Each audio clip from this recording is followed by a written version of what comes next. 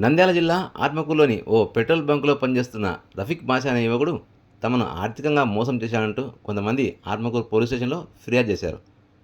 తమకు తెలియకుండానే క్రెడిట్ కార్డుకు దరఖాస్తు చేయించడం, క్రెడిట్ కార్డులో నుంచి నగదు ట్రాన్స్ఫర్ చేసుకోవడం, మా సెల్ ఫోన్లో లోన్ యాప్లు ఇన్స్టాల్ చేసి మాకు తెలియకుండానే లక్షల్లో లోన్ తీసుకొని అతని అకౌంట్కు ట్రాన్స్ఫర్ చేసుకున్నాడంటూ బాధితులు ఆరోపిస్తున్నారు.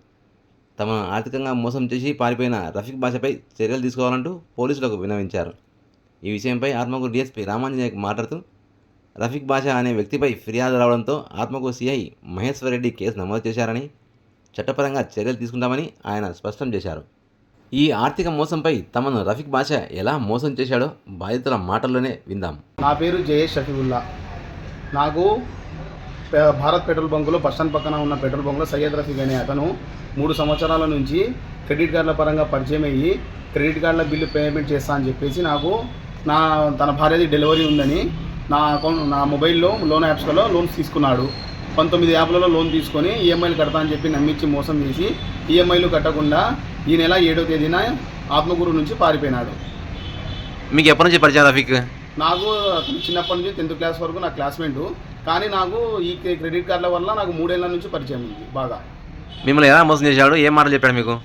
నమ్మించి నా భార్యది డెలివరీ ఉంది, మీ మొబైల్ యాప్లలో లోన్ తీసుకుంటాను, నేనే ఈఎంఐలు కట్టుకుంటానని చెప్పేసి ఒక 3-4 ఈఎంఐలు కట్టి 5వ నెల ఈఎంఐ వచ్చేసరికి పారిపోయినాడు.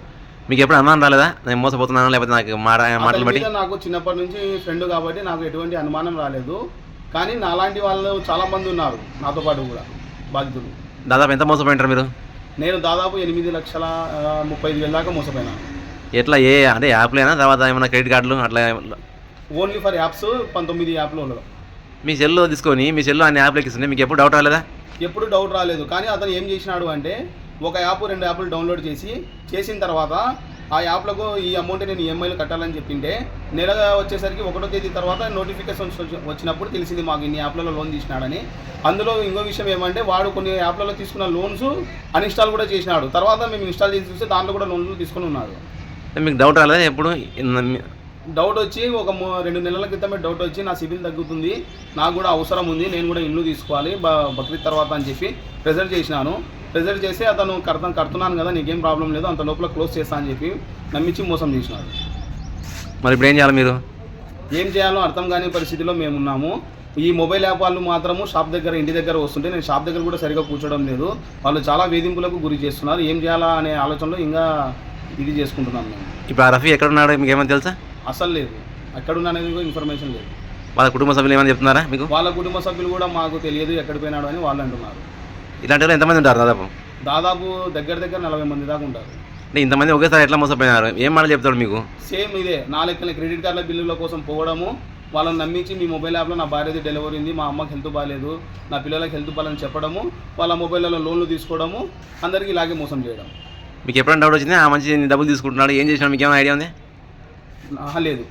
ఏం చేసింటాడు ఈ డబ్బులన్నీ? మాకు తెలిసిన వరకు ఏదో ల్యాండ్స్ తీసుకున్నాడు, గోల్డ్ తీసుకున్నాడని ఉంది, కానీ అది ఎంతవరకు వాస్తవం అనేది మాకు కూడా తెలియదు. మరి మీకు ఏం కావాలి? మాకు న్యాయం జరగాలి, మా లోన్ యాప్స్ మొత్తం క్లోజ్ అవ్వాలి. ఈ లోన్ వాళ్ళు రావడం కానీ ఫోన్ చేస్తున్నారా మీకు? చాలా వేధింపులకు గురి చేస్తాను, వాళ్ళు రాకుండా చేసినా కానీ చాలు మాకు. అసలు నేను షాప్ దగ్గర ఉండకుండా 20 రోజులు అయింది. నాకు భార్య 2 పిల్లలు ఉన్నారు, వాళ్ళని ఎలా నేను సాకాలనేది కూడా అర్థం కావడం లేదు. నేను షాప్ బంద్ చేస్తుంటే, షాప్ లేకుంటే మళ్ళీ మీకు ఆదాయం తగ్గిపోతుంది కదా? తగ్గిపోతుంది, కానీ ఏం చేయాలి? వాళ్ళు వచ్చి ఇట్లా వేధింపులకు గురి చేస్తాను. వాళ్ళ డైలీ ఫోన్ కాల్స్ వచ్చేసి దాదాపుగా నాకు డైలీ 90 నుంచి 100 కాల్స్ వస్తాయి. అది ఈ రెడ్ మార్కులో ఉన్నవన్నీ మొత్తం కంపెనీ కాల్సే, వాళ్ళు యాప్ల వాళ్ళు వేధిస్తున్నవి.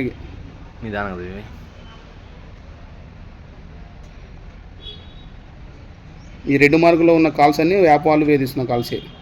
ఎప్పుడన్నా ఫోన్ చేసి మాట్లాడావా? ఎప్పుడన్నా వాళ్ళ ఫోన్ లిఫ్ట్ చేసినావా? ఇంతకుముందు చేశాను, ఇప్పుడు మాత్రం చేయడం లేదు. మరి చేయకుండా తప్పు కదా, ఎట్లా? ఏం చేయాలి? వాళ్ళకు డబ్బులు కట్టాలి కదా, వాళ్ళు కాళ్ళు లిఫ్ట్ చేసి మాత్రం డబ్బులు అడుగుతున్నారు. మీ ఇంటి దగ్గరకు వస్తాము, మిమ్మల్ని హరాస్మెంట్ చేస్తాము, ఏదేదో సతాయిస్తున్నారు వాళ్ళు చెప్పి ఇప్పుడు మీ సెల్లో ఎన్ని అప్లికేషనాడు, ఎట్లా డబ్బులు తీసుకున్నాడు, దాని గురించి మీకు ఏమైనా ఐడియా ఉందా? నాకు నా సెల్లులలో చూపించింది 2 యాప్లు మాత్రమే, మిగతా యాప్లన్నీ హైడ్ చేసి పెట్టినాడు. నాకు వాళ్ళు కాల్ చేసేంత వరకు తెలియదు నా మొబైల్ యాప్లో ఇన్ని లోన్స్ తీసుకున్నాడు అనేది. ఎట్లా ఎన్ని యాప్లు చూపించాను? మొత్తం 19 యాప్లు. ఏ దాంట్లో ఎంత తీసుకున్నాడు? అది మొత్తం క్యాల్కులేషన్ చెప్పాలి. ఇలా ఎక్కువ దేంట్లో ఎక్కువ తీసుకున్నాడు? పూనావాలా యాపు, తర్వాత కిస్టులో 1,00,000 రూపాయలు, దీంట్లో 83,000, దీంట్లో 70,000, దీంట్లో 50,000, దీంట్లో 38,000, దీంట్లో వచ్చేసి 15,000, దీంట్లో 60,000, ఇందులో 18,000, ఇందులో 18,000, ఇందులో వచ్చేసి 40,000, ఇందులో 23,000, ఇందులో 46,000, ఇందులో 1,800, ఇందులో 53,000, ఇందులో 16,000, ఇందులో వచ్చేసి 30,000, ఇందులో 50,000, ఇందులో వచ్చేసి 30,000. మీ సివిల్ స్కోర్ ఏమైనా తగ్గిపోతుందా? సిబిల్ స్కోర్ ఆల్రెడీ తగ్గిపోయింది. ఎందుకు వచ్చింది ఇప్పుడు? నాది మామూలుగా అయితే 814 ఉండే సిబిల్ స్కోరు, ఇప్పుడు వచ్చేసి 710కి వచ్చింది. ఇప్పుడు ఈ నెల రీఫ్రెష్ కింద అయితే మాత్రం దాదాపుగా 600 దిగిపోతుంది. ఇంతవరకు కట్టినాడా ఏమన్నా? మీ పేరు మీద తీసుకున్న లోన్లు ఏమన్నా కట్టినాడా? 4-5 కట్టినాడు. తీసుకున్న తర్వాత 4-5 కడతారు. 4-5 కట్టినాడు. తర్వాత మళ్ళీ మీరు ఎప్పుడు అడగలేదా?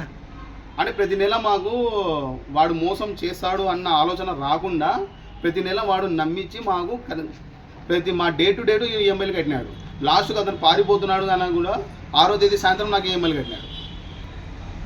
ఇప్పుడు ఆయన పారిపోకుండా ఈఎంఐలు కడుతున్నారు కదా, ఆయన ఎంత ఏం పని చేస్తాడో, ఆయన ఆదాయం ఎంత ఉంటుంది? అతను పెట్రోల్ బంక్లో, భారత్ పెట్రోల్ బంక్లో పనిచేస్తాడు. అతని ఆదాయం 12,000 నెలకు.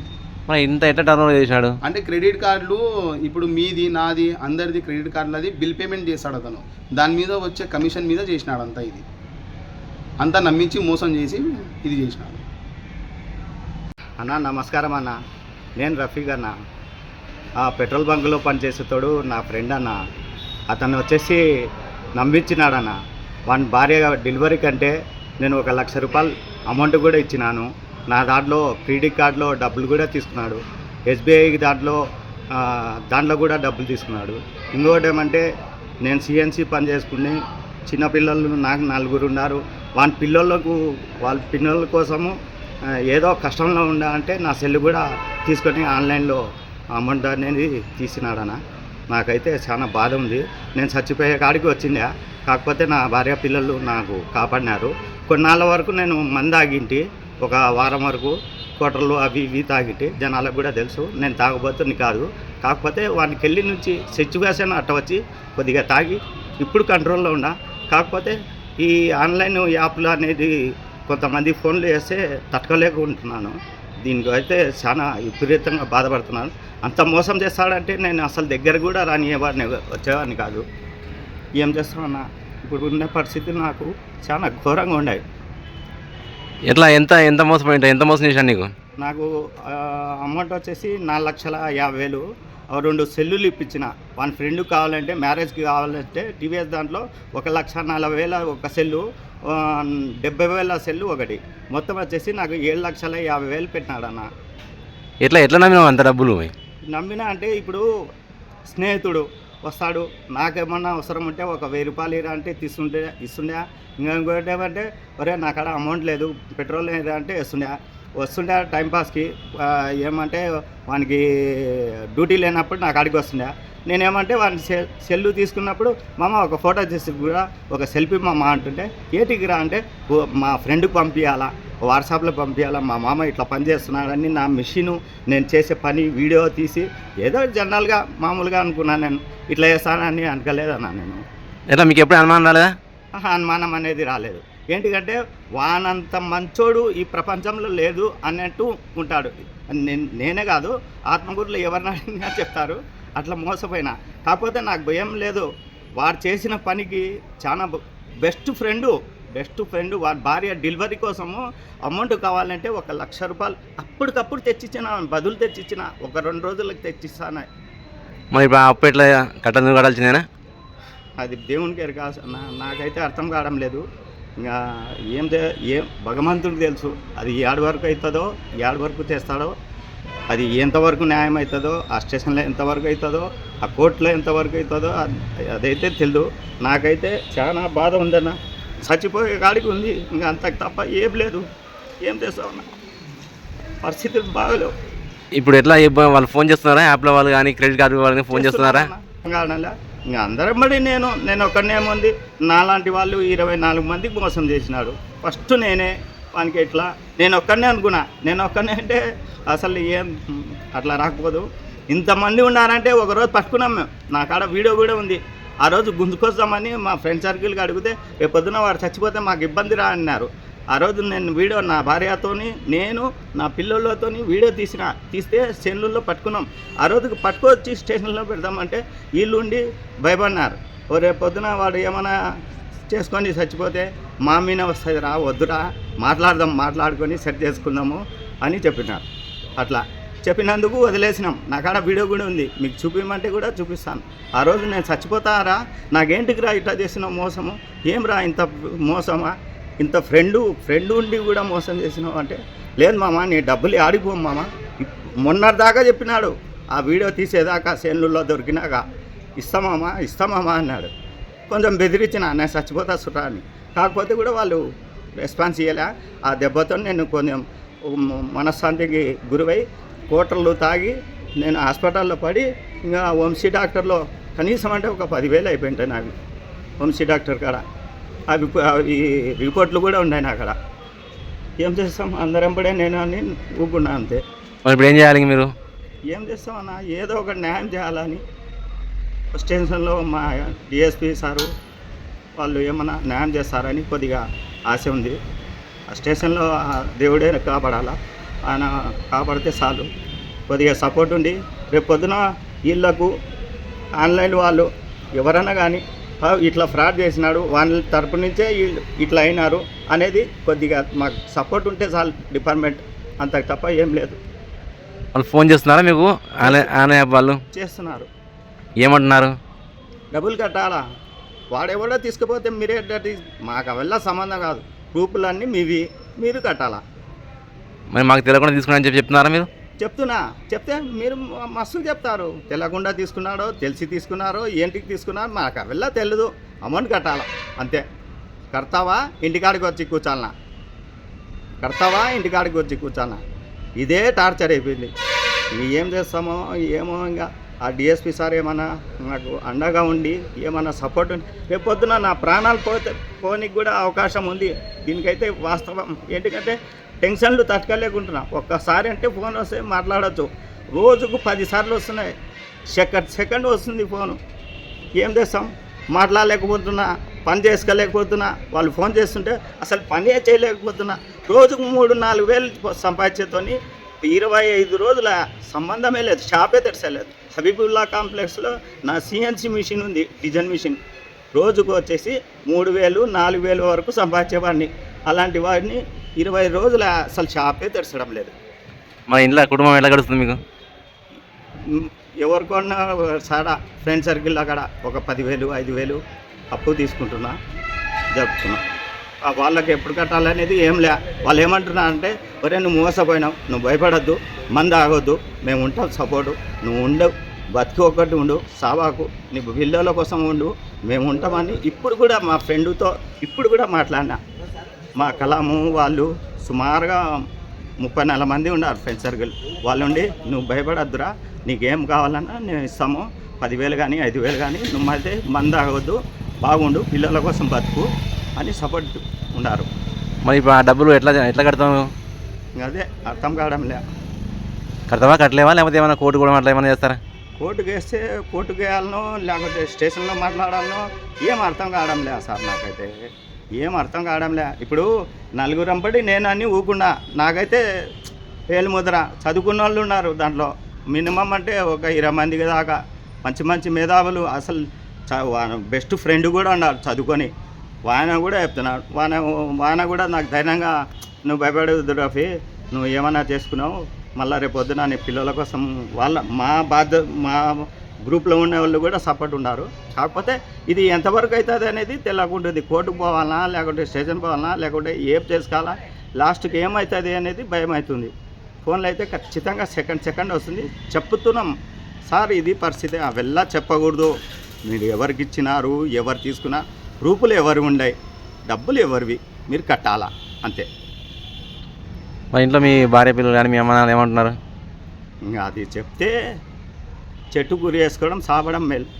మరి మీకేం చేయాలి? మీకు న్యాయం చేయాలంటే ఈ ప్రభుత్వం కాడికి అన్నా పోవాలా, లేకపోతే స్టేషన్లో అన్నా కావాలా, లేకుంటే మాకేమన్నా ఒక ప్రూఫ్ అన్నా ఇవ్వాలా. వాళ్ళు చేసిన పనికి ఇట్లా అయినారు వీళ్ళు బాధ్యతలు.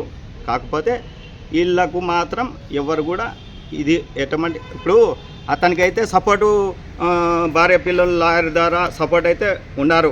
నాకైతే ఎవరు లేరు. నేనైతే సపోర్ట్ అయితే ఎవరు లేరు. నేను ఒకటే చెప్తున్నా అన్న, నా పరిస్థితి బాగలేదు.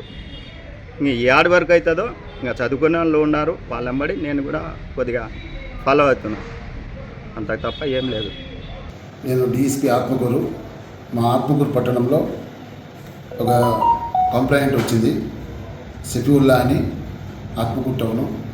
అతని స్నేహితుడు సయ్యద్ రఫీక్ బాషా, ఇతను భారత్ పెట్రోల్ బంక్లో పనిచేస్తాడు.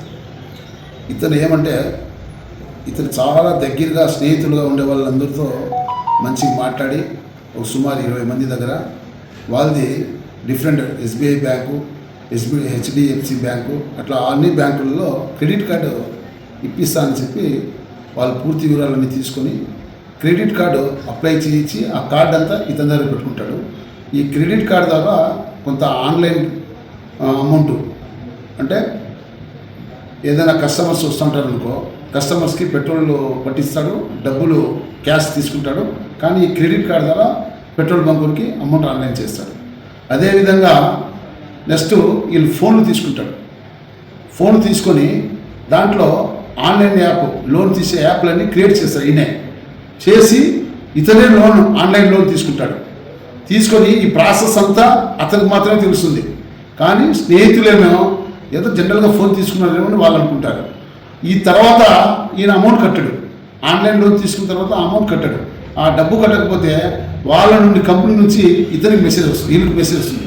వచ్చేటప్పుడు తెలుస్తుంది. అట్లా సుమారు 3 years నుంచి సుమారు 60 లక్షల వరకు 20 మంది బాధితుల దగ్గర ఈయన ప్లాన్ ప్రకారము చాలా తెలివిగా మాయమాటలతో నమ్మించి మోసం చేసినాడు. దీనిపైన ఆత్మకూటంలో కేసు నమోదు చేసినారు. మా సిఐ మహేష్ రెడ్డి గారు ఇన్వెస్టిగేషన్ చేస్తున్నాము. ఇతనికి సంబంధించిన ప్రాపర్టీ ఏదన్నా కూడా కోర్టు ద్వారా అటాచ్మెంట్ చేయించి బాధితులు తప్పకుండా న్యాయం చేసేదానికి మా వంతు మేము ప్రయత్నం చేస్తాం.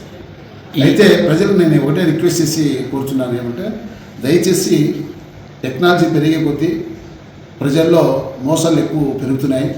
చాలామంది చదువుకున్న వాళ్ళే వాళ్ళ యొక్క తెలివితేటల్ని అతి తెలివిగా ప్రయత్నం చేస్తూ నమ్మకం ఉండే స్నేహితులకే మోసం చేస్తున్నారు. కాబట్టి దయచేసి ఎవరు కూడా క్రెడిట్ కార్డ్ డైరెక్ట్గా మీరే బ్యాంకు ద్వారా మీరే అప్లై చేసుకొని మీరే తీసుకోండి. కానీ వేరే స్నేహితులకు కానీ మధ్యవర్తి దళారీ వాళ్ళకి నమ్మకండి. అలాగే మీ ఫోన్లు కూడా దయచేసి ఎవరికి ఇవ్వకండి. ఎందుకంటే మొత్తం ఇప్పుడు ఉండే ప్రాసెస్ అంతా మన ఫోన్లోనే ఉంటాయి. టోటల్ ఫోన్పే ఉంటుంది, గూగుల్ పే ఉంటుంది, మన అకౌంట్ నెంబర్ ఉంటుంది, ఆధార్ డీటెయిల్స్ ఉంటుంది, ఏటీఎం నెంబర్, అన్నీ పూర్తి వివరాలన్నీ మన ఫోన్లోనే ఉంటాయి మెజార్టీగా అంతా. దానికి చాలా తెలివిగా కొంతమంది నమ్మకంతో మోసం చేస్తున్నారు. కాబట్టి దయచేసి మీ ఫోన్లు కూడా ఎవరికి ఇవ్వకండి. ఎంత ఫ్రెండ్ అయినా ఇప్పుడు చేస్తాడని మోసాలు చేస్తాడని స్నేహితులు చేస్తున్నారు, వేరే వాళ్ళు కాదు. కాబట్టి ఎవరికి కూడా మీరు దయచేసి నమ్మి ఫోన్లు ఇవ్వకండి. మీ క్రెడిట్ కార్డు కూడా ఎవరికి ఇవ్వకండి దయచేసి.